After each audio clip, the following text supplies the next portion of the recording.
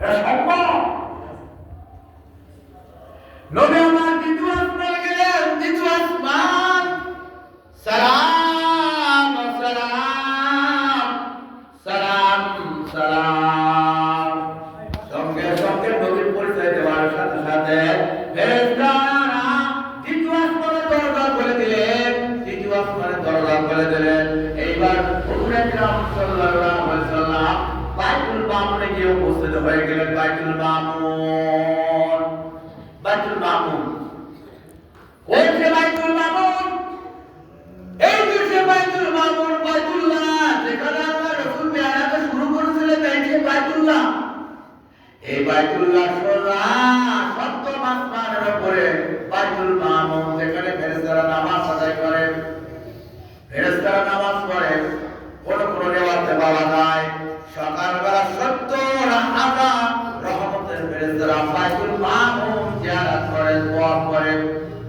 আবার কোন রিওয়ায়াতে পাওয়া যায় বাইতুল্লাহ তওয়াফ করে 70,000 ফেরেশতা সকালবেলা বাইতুল মামুনে বাইতুল্লাহ তওয়াফ করে।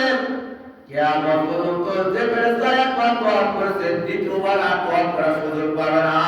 জোরে বলেন সুবহানাল্লাহ। ফেরেশতার অভাব নাই, কোনো অভাব নাই। এই যে বাইতুল মামুন, বাইতুল মামুনে সিদরাতুল মুনতাহা,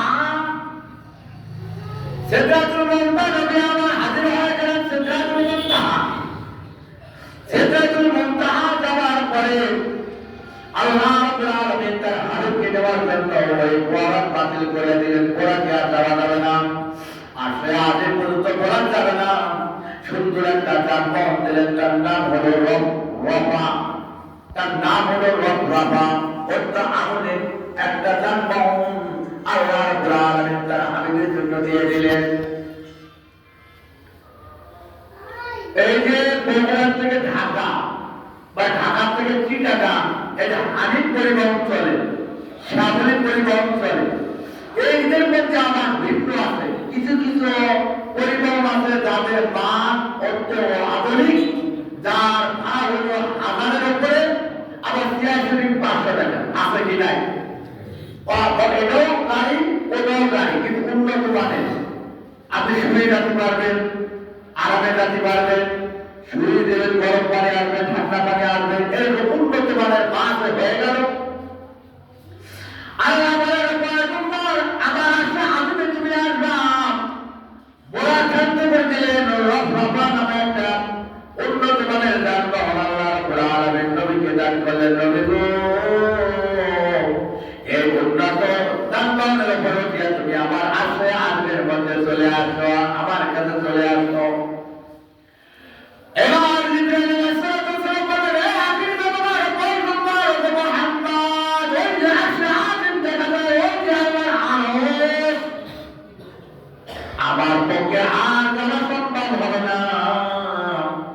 যদি একটা কদমাদের সামনে অগ্রসর হয়ে যায়, আমি জিবরাইল নূরের আলোতে ঘুরে ওই আগুনে আমি ঝলমল হয়ে যাব, আমি পরিষ্কার কালো হয়ে যাব।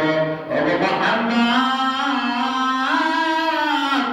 ওই যে আসলে আজিম দেখা যায় আমার ঘর আল্লাহর বাড়ি যান, যান ওখানে আমার আল্লাহর ঘরে চলে যান। জিবরাইল আর গেল না, দেখাই দিলেন নবী আমার, নবী আমার আস্তে আস্তে এক কদম দুই কদম অগ্রসর হয়ে গেলেন, আসলে আজিমের সামনে অগ্রসর হয়ে গেলেন। মুসা আলাইহিস সালামের কথা মনে পড়ে গেল। মুসা আল্লাহকে বলেছিলেন, আল্লাহ আমি তোমাকে একটু দেখতে চাই। আল্লাহ রাব্বুল আলামিন বলেন, মুসা তুমি আমাকে দেখতে পাইবে না, লা তারানি, কোশ্চেন করো তুমি আমাকে দেখতে পাইবে না। আল্লাহ মুসা আলাইহিস সালাম বলেন, না আল্লাহ একটু দেখো, আমাকে একটু দেখা দাও, তোমাকে আমি একটু দেখতে চাই। আল্লাহ রাব্বুল আলামিন মুসাকে বলেন, মুসা যাও তুর পাহাড়ের মধ্যে যাও, তুর পাহাড়ে, ওই তুর পাহাড়ে গিয়ে তুমি আমাকে দেখতে পাইবা। মুসা আলাইহিস সালাম জুতা নিয়ে তুর পাহাড়ে উঠেছিলেন। 40 দিন পর্যন্ত আল্লাহ রাব্বুল আলামিন মুসাকে তুর পাহাড়ের মধ্যে রেখেছিলেন।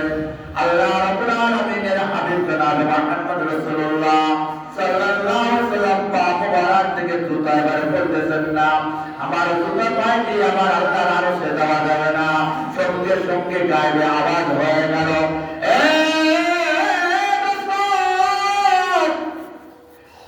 মেজবান আমি আপনি মেহমান, আমার বাড়িতে আসলে লোকের আমার বন্ধু।